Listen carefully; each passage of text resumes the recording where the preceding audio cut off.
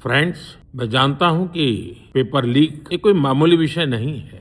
সামাজিক যোগাযোগ মাধ্যম ফেসবুকে ভারতের প্রধানমন্ত্রী নরেন্দ্র মোদীর একটি ভিডিও সাময়িকভাবে ব্লক হয়ে যাওয়ার ঘটনায় নড়ে চড়ে বসেছে দিল্লি। প্রযুক্তি জায়ান্ট মেটা একে কারিগরি ত্রুটি হিসেবে ব্যাখ্যা করে ক্ষমা চাইলেও বিষয়টি হালকাভাবে নিচ্ছে না ভারত সরকার। ভারতীয় সংবাদ মাধ্যম এনডিটিভি জানিয়েছে 23 জুলাই আপলোড করা ওই ভিডিওটিতে ককরোচ জনতা পার্টি আয়োজিত শিক্ষার্থী আন্দোলনের সময় জেনজি প্রজন্মের উদ্দেশ্যে বক্তব্য দিয়েছিলেন প্রধানমন্ত্রী নরেন্দ্র মোদী। ভিডিওটিতে তিনি প্রশ্ন ফাঁস রোধে সরকারের পক্ষ থেকে আরও কঠোর ব্যবস্থা নেওয়ার কথা জানান এবং এ বিষয়ে কেন্দ্রীয় মন্ত্রিসভায় কঠোর আইনি বিধানের প্রস্তাব আনার ঘোষণা দেন।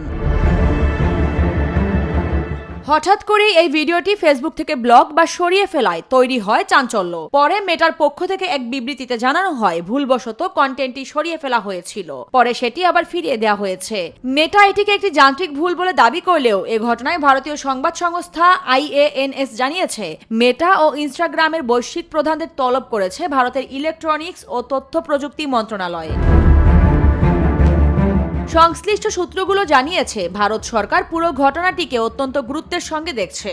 ঠিক কী কারণে এবং কার নির্দেশে বা কোন স্বয়ংক্রিয় ত্রুটির কারণে দেশের প্রধানমন্ত্রীর ভিডিও ব্লক হলো তা নিয়ে মেটার কাছে বিস্তারিত ব্যাখ্যা চাওয়া হয়েছে এবং প্রয়োজনে মেটার প্রতিনিধিদের আরও তলব করা হতে পারে।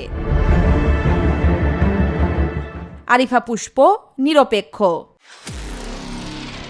নিরপেক্ষ, সত্য প্রকাশে আপোষহীন।